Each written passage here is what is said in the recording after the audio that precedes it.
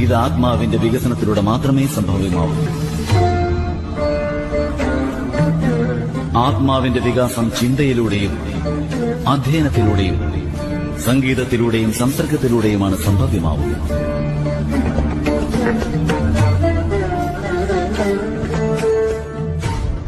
ആത്മാവിന് വികാസം സംഭവിക്കുമ്പോൾ മനുഷ്യനെ മനുഷ്യത്വത്തിൽ നിന്നുയർത്തി ഈശ്വരത്വത്തിലേക്കായിരിക്കും അത് നയിക്കുന്നത്.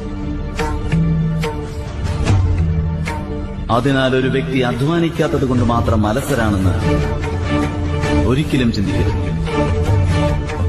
അത് ഉചിതമാവുക.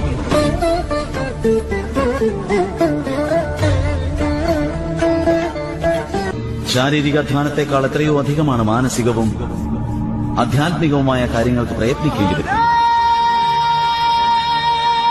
സ്വന്തം സ്വാർത്ഥതയെ അകറ്റി ഉന്നതമായി ചിന്തിക്കേണ്ടി വരുന്നതാണ്.